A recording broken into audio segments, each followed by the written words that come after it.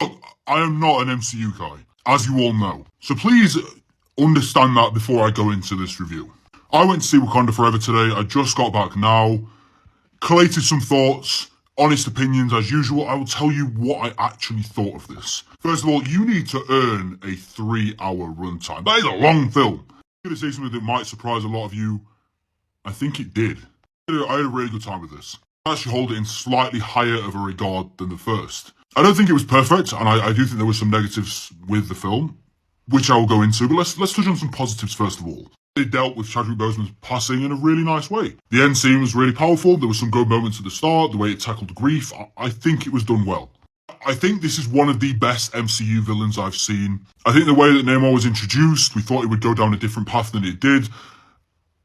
MCU struggles with its villains a lot, in my opinion. And this is not one of those times. The nature behind sort of the redemption and the themes behind the villain were good. They were good. And I also thought he did a brilliant job. Performances in this film were also really strong. Angela Bassett, she was fantastic, as were a lot of the rest of the cast. There were some good emotional moments, and whilst I don't particularly get as connected to the MCU as a lot of people due to the fact my love doesn't lie in this kind of cinema, there were some moments that nearly got to me. What elevates this kind of film for me is just Wakanda and the world building they're able to provide. And also, the music in not only the first film but this film is so good. I will be downloading the soundtrack. It was fantastic. A few negatives, it did feel quite bloated and messy at times. There were a few scenes a few subplots even, which I didn't think really needed to be there, nor added anything to the main story. There were a few cringy jokes. I'm not a huge fan of MCU's humour in general and the one they tried to portray.